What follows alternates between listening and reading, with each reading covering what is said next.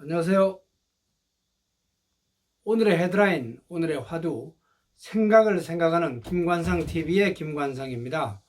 오늘은 2024년 7월 27일 토요일, 휴전협정 조인일이기도 하고 파리올림픽 개막한 날입니다. 헤드라인 뉴스 먼저 정리해드립니다. 오늘 새벽 2시 20분 파리올림픽 개막식 KBS 1TV가 단독으로 센강, 강변, 또 강위에서의 4시간 이상 개막식 생방송됐습니다. 그런데 문제는 우리나라를 북한이라고 소개하는 대형 사고가 있었습니다. 이 파리 올림픽 조직위원회 결정적 실수였습니다. 프랑스 기준으로 우리나라가 입장을 했는데 쿡 제도, 우리나라는 CORE 쿡 제도, 다음으로 48번째 입장했습니다.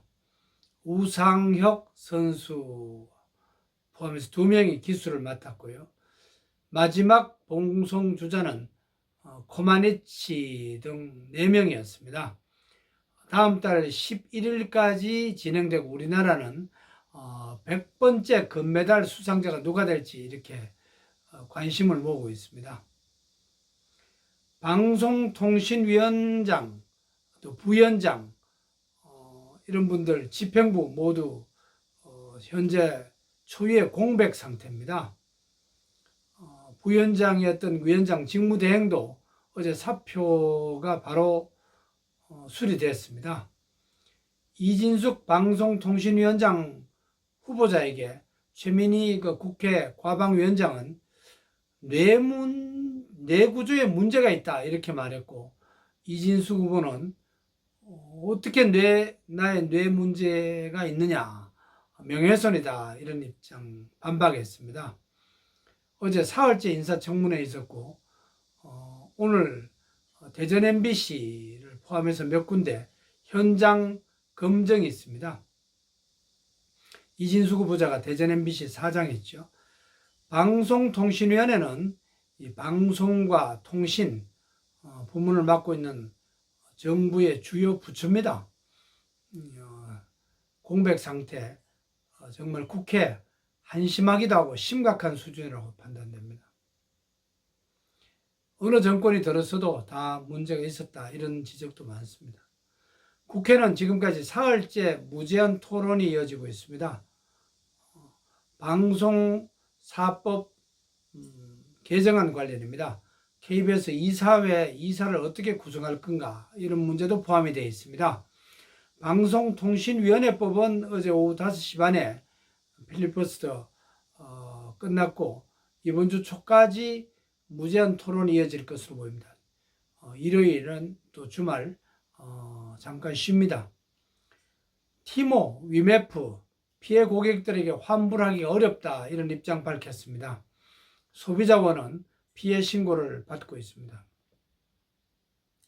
검찰은 고가 가방 관련해서 김건희 여사의 300만 원대 가방 확보하고 사용한 흔적이 있는지, 또 대통령실 행정관에게 돌려주라고 지시를 언제 어떻게 했는지, 또 윤석열 대통령이 가방을 받은 것을 언제 어떻게 알았는지 이런 부분도 확인하고 있습니다. 서울지방검찰청 회원 4천여 명 규모의 대규모 마약 마켓을 적발했습니다. 박영수 특별검사 1심에서 유죄 선고받았습니다. 특별검사도 공무원으로 본다 이런 것이 재판부의 입장이었습니다. 징역 4개월, 집행유예 1년이고요. 김만배 사건과 관련돼서 돈을 받은 사건 재판은 별도로 지금 진행되고 있습니다.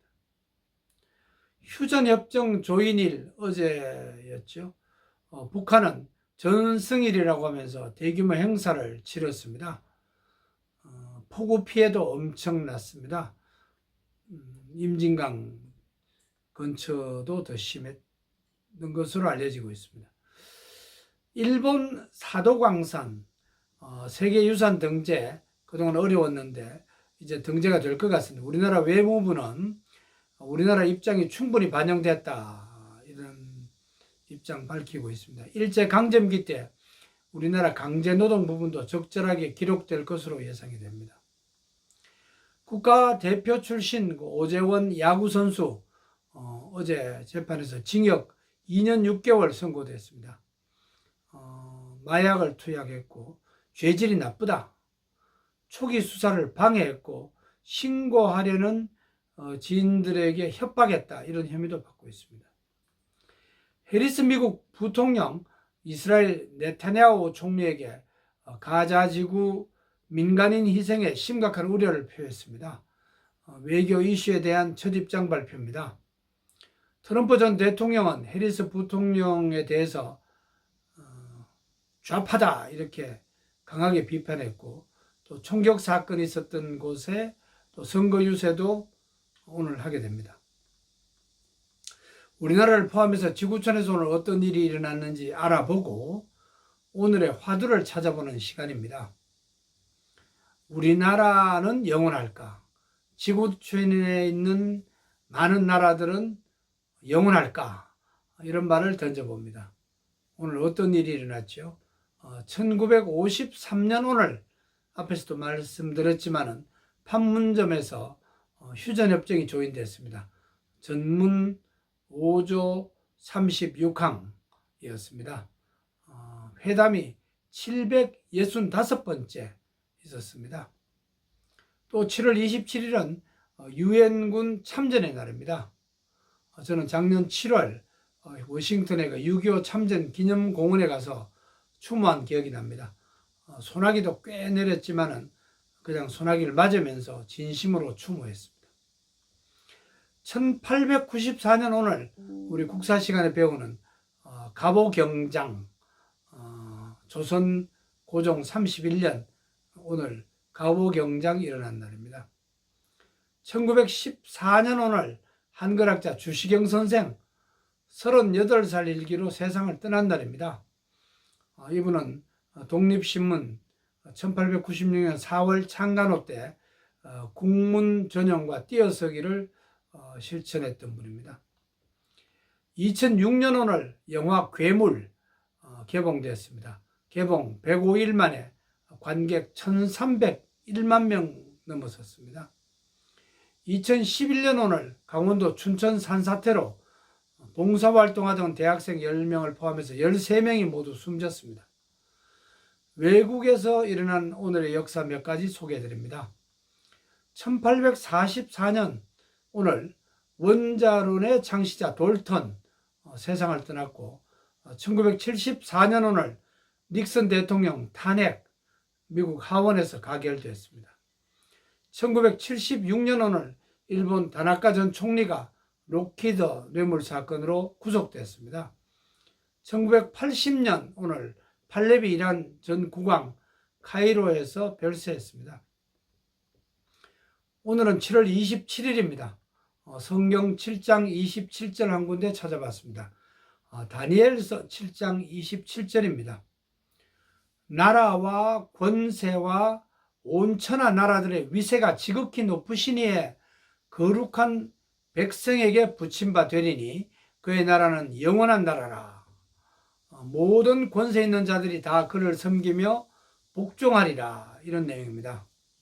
오늘의 화두로 지구촌의 모든 나라는 조물주의 지위를 받는다. 총괄 지휘자는 조물주다. 이런 말로 정리합니다. 고대, 또 중세, 근대, 현대 다양한 나라들이 생겼다가 사라지고 있습니다. 만주국도 사라졌습니다. 우리나라도 언젠가는 사라질 수도 있습니다. 사라지길 원치는 않지만, 그렇지만 영원할 수는 없습니다. 모두 조물주의 손안에 있음을 인정합니다. 오늘도 건강하시고 평안하세요. 마음 잘 관리하세요. 고맙습니다.